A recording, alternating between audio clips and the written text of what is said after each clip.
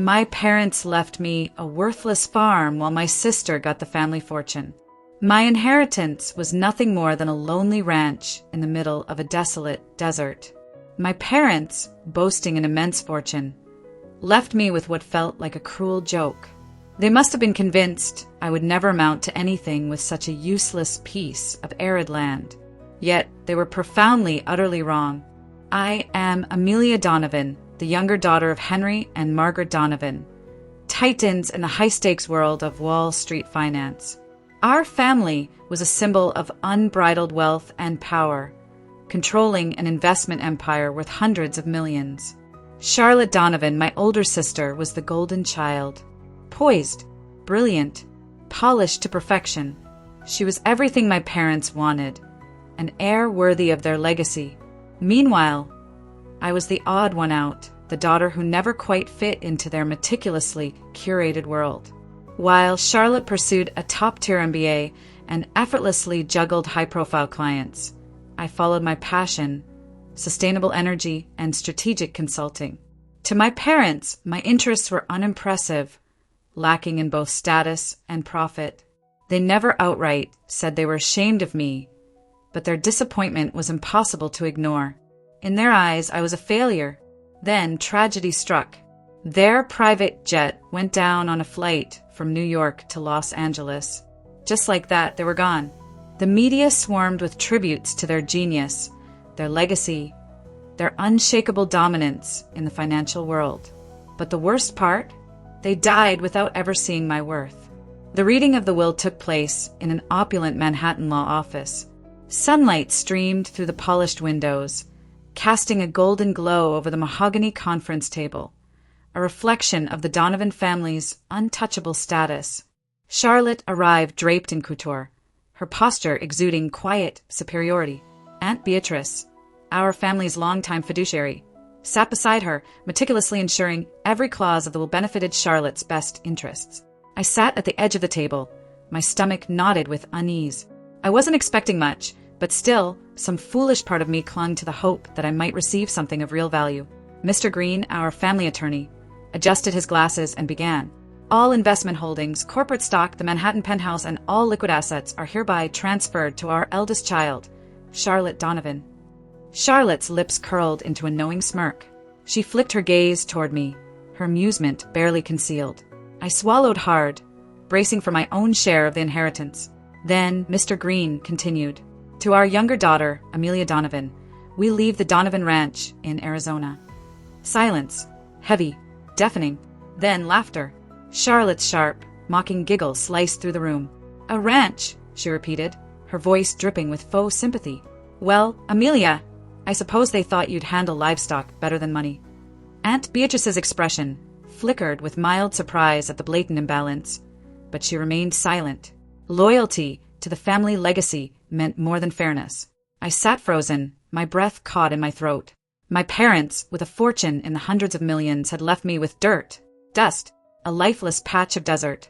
A final, glaring reminder that I was nothing in their eyes. Charlotte rose gracefully, walking toward me with that same insufferable smirk. She placed a delicate hand on my shoulder, a gesture of feigned concern. If you ever find yourself strapped for cash, she murmured, just know I'm here to help. At a fair interest rate, of course.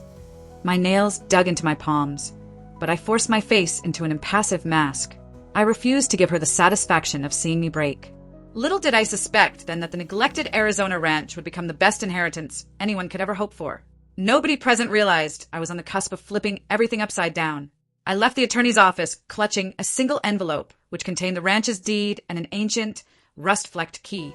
No trust fund, no stocks, no slice of the towering Donovan empire, and certainly no influential say in any of the family's corporate affairs. Charlotte swept out to her chauffeured car without even a backward glance. I didn't wait around for justification or pity.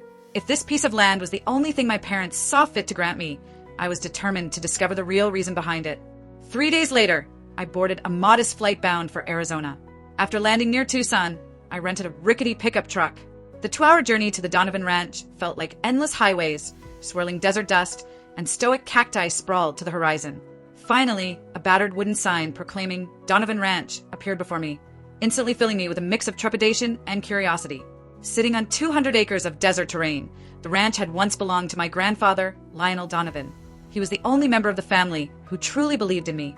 When I was small, he would recount stories of his life here, describing how he immersed himself in experimental projects that people said were ahead of their time. My father, on the other hand, dismissed the place as an ill-fated boondoggle, a wasteland of scorching sand and prickly cacti where Lionel supposedly wasted away in his final days chasing illusions. Dad's casual dismissal echoed in my mind, but the instant I crossed the creaking wooden threshold, something stirred within me. There was an intangible energy in the scorching wind that brushed my skin, as though the land itself was whispering that hidden marvels were waiting to be unearthed. The main house, a tired 2-story structure, teetered in disrepair, with steps so frail you wondered if they could bear any weight at all. The windows, with warped shutters, groaned in the desert breeze. The interior was coated in thick dust, and the scent of musty timber filled the air. After rummaging through aging furniture and flipping through dusty shelves stocked with old books, my attention shifted to the immense barn looming on the property. It was far larger than I remembered, its structural reinforcements hinting at something more significant than standard farm machinery. My gut told me this barn was the nexus of the ranch, the place where my grandfather's greatest secrets might be hidden. The barn door groaned when I inserted the antique key, impossibly old, yet it fit perfectly, like reuniting two halves of a broken keepsake. Sunbeams lanced through cracks in the aged planks, illuminating a portion of the interior. The faint light revealed dusty crates, aged ledgers, rows of archaic tools, and an inexplicable sense of disquiet. As I surveyed the barn's interior layout, an odd realization dawned on me. The inside area felt even larger than what the exterior logically allowed, as if it concealed more than the eye could detect. A faint memory from my childhood resurfaced. Grandfather Lionel had once taken me to this barn, swearing me to secrecy about a hidden chamber. As a naive kid, I brushed off his stories as harmless fantasy. But in that moment, I sensed he had been serious. My father had searched the ranch countless times, convinced that Lionel had squirreled away something valuable, but never uncovered any sign of it. I recalled the steps from that long-ago conversation with eerie clarity. Tap 3 times on the northern wall, then push the 4th wooden plank upward. My heart pounded as I followed his precise instructions. The plank slid away, exposing a narrow passage framed by swirling dust motes. A hidden staircase stretched into inky darkness beneath the barn floor. With my phone's flashlight in hand, I swallowed my anxiety and began my descent. Each step downwards unleashed an unexpected chill in the air, distinctly different from the scorching sun above. The walls were reinforced, not by casual additions, but a methodical blend of steel and concrete, seamlessly integrated. When I reached the bottom, I nearly forgot to breathe. In front of me lay a cavernous subterranean laboratory, equipped with a labyrinth of filing cabinets, half-covered desks loaded with geological charts, shelves brimming with dusty documents and advanced instruments that looked more at home in a high-tech research facility than a dusty farmland setting. Crates were meticulously labeled, many containing mineral specimens. Some had labels that read "Successful Trial" or "New Composite." At the far edge of the underground chamber, a hefty vault door coated with decades of dust stood silently. My eyes flickered across the markings. Although I lacked formal mining expertise, I recognized certain geologic notations referencing potential drilling spots. With trembling hands, I lifted a weathered folder that read, in my grandfather's distinct handwriting, "Lionel Donovan, Lithium Extraction Project." Lithium! I whispered in disbelief. Suddenly, so much of my grandfather's cryptic stories made sense. He hadn't been squandering his final years. Instead, he had been engrossed in unraveling the secrets of a vast lithium reserve situated directly beneath the Donovan Ranch. Hurriedly, I leafed through the pages, discovering detailed extraction methodologies aimed at maximizing efficiency and minimizing ecological harm. Exactly the kind of forward-thinking approach that entire industries had overlooked until recent years. This deposit was poised to be one of the richest lithium veins in the country, if not the entire continent. And no one else realized it was here. I approached the vault with bated breath. The lock was old-fashioned, yet robust. I tried Lionel's birth date, no response. Then my father's, still no click. A moment of inspiration struck. Perhaps it was my birth date. The mechanism whirred, and the door unlatched. Inside was a small USB stick and a folded letter. The letter, written in my grandfather's shaky script, read, "Amelia, I've safeguarded this project from relentless profiteers, but I always trusted you'd find it. On this USB are the complete patents and methods for this lithium extraction. Protect it. In the wrong hands, it could bring untold harm, or it may usher in an era of cleaner energy for our world. You must decide." My heart hammered. This wasn't just a desert ranch. This was a potential gold mine.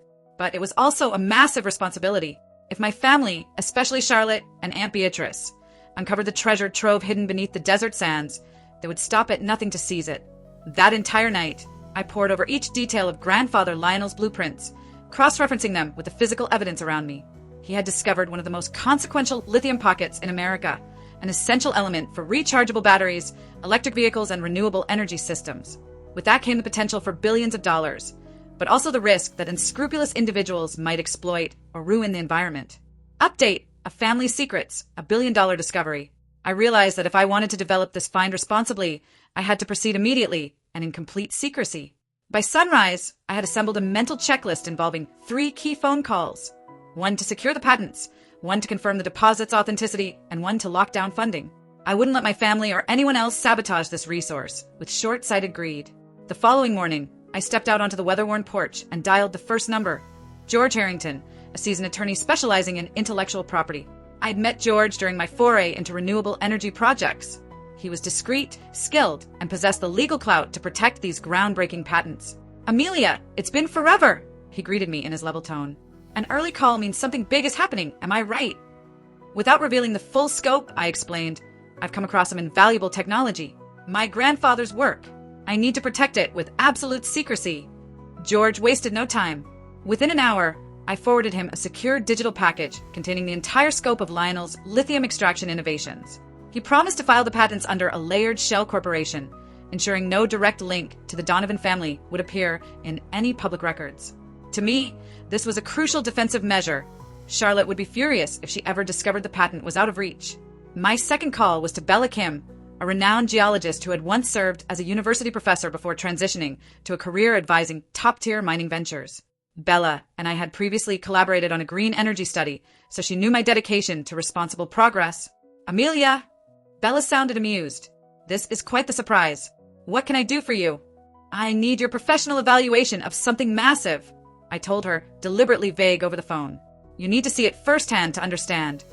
Intrigued, Bella arrived at the Donovan Ranch 2 days later, bringing sophisticated survey gear. After scouring the property for hours, she returned to me with wide, electrified eyes. "Amelia, do you know what you're sitting on?" she asked, breathless.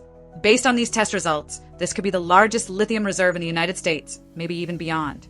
If your grandfather's method is as efficient as it looks, it would completely upend the world's supply chain for lithium." Though I expected as much, hearing it confirmed by an expert sent a wave of adrenaline through me. If we managed to harness the deposit responsibly and refine my grandfather's approach, we might become pioneers in the shift toward cleaner energy. Bella pledged her unconditional support, offering to help finalize the extraction techniques until we reached a position of unassailable market dominance. The third call was to a man named Owen Chambers, an influential venture capitalist known for pumping resources into disruptive startups and innovative green technologies. He was well regarded for sniffing out the next big thing, not to feed his ego, but to spur meaningful changes. "Owen, I've uncovered something with the potential to alter the entire lithium market," I told him. His interest was immediate. "I'm in Los Angeles for a few more days. If your claim is real, I'll check it out." We arranged a discreet meeting in a low-key executive suite. Over the course of several hours, I revealed a portion of Grandfather Lionel's notes, carefully omitting any location details or genealogical links to the Donovan name. When Owen finished reading the documents, I saw genuine astonishment etched on his face. "So, you're telling me you have not just a significant lithium deposit, but also a novel extraction technology that reduces overhead and environmental damage?" I nodded. "I'll need capital and strategic connections to make it viable on a large scale, but I refuse to compromise on the environmental aspect." Owen gave me a measured smile. "Count me in for $100 million. You'll form a new entity, no mention of your surname. If that's how you want it, we'll keep everything under wraps until we're ready." That was exactly what I had anticipated. Rather than tying the new company to the Donovan brand, I founded Teralith Solutions, an entity shielded by multiple layers of corporate anonymity. Within weeks, every patent, every legal right, and every newly acquired drilling permit was set under Teralith's name.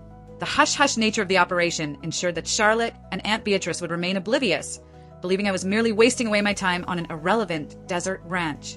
In a matter of months, Teralith Solutions transformed the once-neglected Donovan Ranch, where others saw only cacti and sand, into the foundation of a cutting-edge lithium extraction site.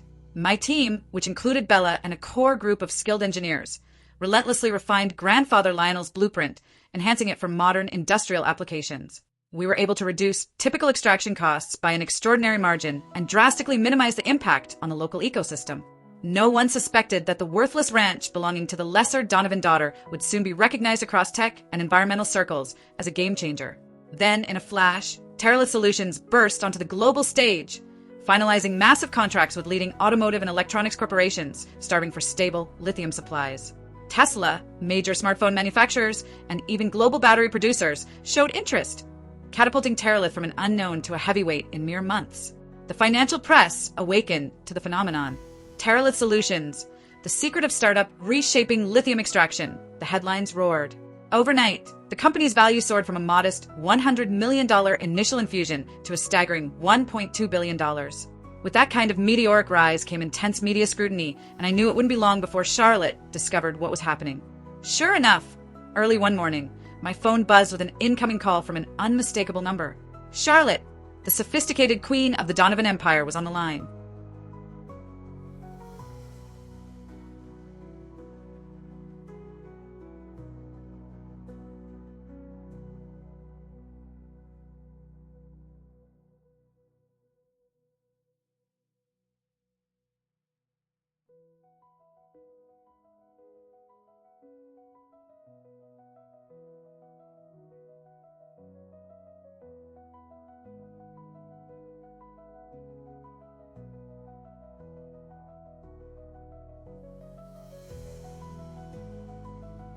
Did you enjoy the story?